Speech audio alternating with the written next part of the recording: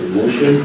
I'll second it. A motion and second to approve the agenda as presented. All those in favor signify by saying aye. Aye. Opposed, same sign. Motion carries. This time we'll open our meeting to public comment. Those wishing to speak must state their name and address for the record after they are acknowledged by the board chair. Each person will be limited to 2 minutes to make his or her remarks. Speakers will address all comments to the board as a whole and not one individual commissioner. The board may not take action on an item presented during the public comment period unless the item is already on the agenda for action. When appropriate, the board may refer inquiries and items brought up during the public comment period to the county administrator for follow-up. We're going to ask if you're here for public comment that you step up to the podium so that you can be heard, that our recording devices can record it. So is there anybody that would like to make a public comment? Melissa Zimmerman, 2525 Stony Creek Drive. A few weeks ago, we engaged in a constructive conversation with Commissioners Abbe and Krueger, as well as the county engineers. After previous communication, left both sides feeling unheard and frustrated. We're hopeful that we're aligned and can rebuild trust through consistency and transparency. Thank you. Some meeting takeaways. Currently, there is no preferred route for the East Side Corridor. Sometime after May, the DOT scrutinized the project and now requires additional studies on all 7 roads. This data will come from the purpose and need and the evaluation criteria currently being developed. Each route will study various impacts, including traffic, wetlands, farmland, environmental noise, visual, and tax. Once completed, the findings will replace the outdated desktop analysis available online. Before a preferred route is chosen, residents will have the opportunity to provide input. If the preferred route doesn't address safety concerns, commissioners can veto and opt for alternative routes. Safety won't be addressed in the ongoing studies. While engineers focus on building roads to safety standards, residents' safety concerns revolve around health and physical safety near highways, such as increased heart disease, risk of heart attack, cognitive effects, theft, abduction, accidents. Commissioners acknowledge the need to address resident safety concerns further before finalizing a preferred route. Safety is paramount, and if mitigating safety concerns on the suggested route proves too costly, commissioners will consider other alternatives. Mr. Ilka highlighted that building a highway next to existing neighborhoods in Owatonna or Steele County has never been done before. Engineers indicate that 29th Avenue route can be adjusted to address safety and noise concerns, including design changes to further lower speeds or deviate from the mapped route to create space for safety. Commissioner Krueger emphasized that safety impacts must be at the forefront of their decisions, while Commissioner Abbe pledged to make resident safety the top priority in determining the preferred route. Both commissioners agreed that if 29th Avenue is preferred, it should be altered to protect residents, and should mitigations be costly, alternative routes will be considered to avoid negatively impacting existing residents while balancing financial responsibility. These conversations reflect the constructive dialogue we've been seeking. We're hopeful for continued positive engagement with all stakeholders to ensure success and safety while avoiding frustrations of the previous communication breakdowns. We thank you for taking the time to have these conversations and look forward to continuing this dialogue. We are glad that our concerns will be addressed and mitigation efforts we have suggested are options now on the table. Thank you. Thank you, Melissa. Is there anyone else? Good evening, Matt Sennett, 2519 Stony Creek Drive, also here on behalf of myself and many residents east of town regarding the East Side Corridor project.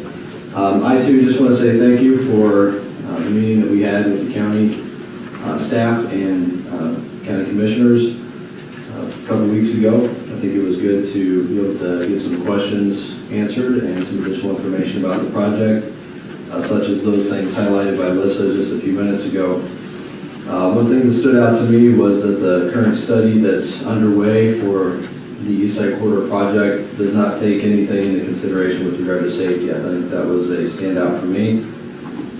It does focus on noise, which is good, because there's some studies out there, well-established studies, including by the National Institute of Health, on child cognitive delays with regard to noise from such projects such as this in relation to their homes.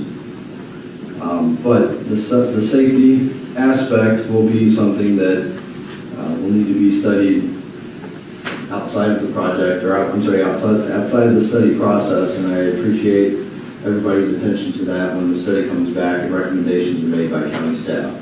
I appreciate your commitment to taking the safety part seriously, including possible alternate routes, studying that, mitigation effects or whatnot. So appreciate that very much. Thank you. Thank you. Anyone else?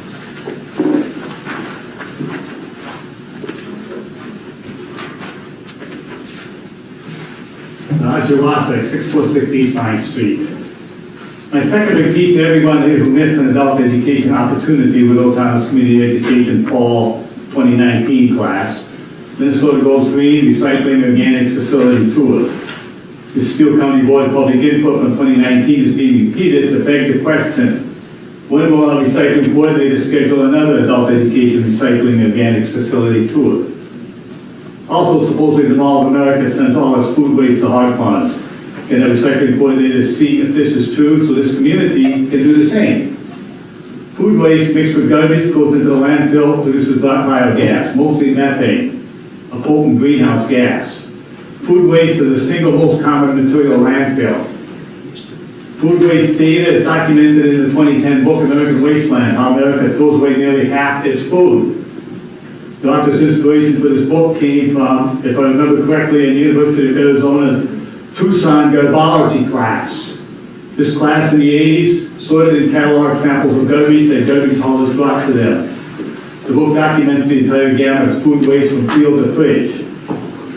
Food waste going into garbage disposals in the digester tank at the sewage treatment plant produces biogas, burns to produce combined heat and power, CHP. Two items in closing. How come nobody here took advantage of the 2019 Community Education Tour? How else can we deal with, in my opinion, society's energy science ignorance? Let's start leading by example in specific ways to wean ourselves off fossil fuels with the realization that God isn't creating more fossil fuels at anywhere near the rate we're vaporizing them. Let's put back a recycling coordinator as a joint city-county position, a recycling coordinator to improve recycling, composting, etc. And most important, education for all ages. First job of a recycling coordinator would be to write a county recycling policy, a city recycling policy that would incorporate specifics on improving the 3 R's. Reduce, reuse, recycle. In my discussion with community members, I found almost no one who knows anything about the recycling tax or the recycling program, other than what day to put out the recycling containers. Thank you. Thank you, Roger. Anyone else for public comment today? If there's no further public comment, we'll close the meeting with public comment. Next up is consent agenda, resolutions. I'll make a motion to consent. A motion by Commissioner Moody. Is there a second? Second. Second by Commissioner Brady. Any discussion? Hearing none, those in favor signify by saying aye. Aye. Opposed, same sign. Motion carries. That brings us to the general part of our agenda, number 13, April anniversary report, Jubilee. Jubilee?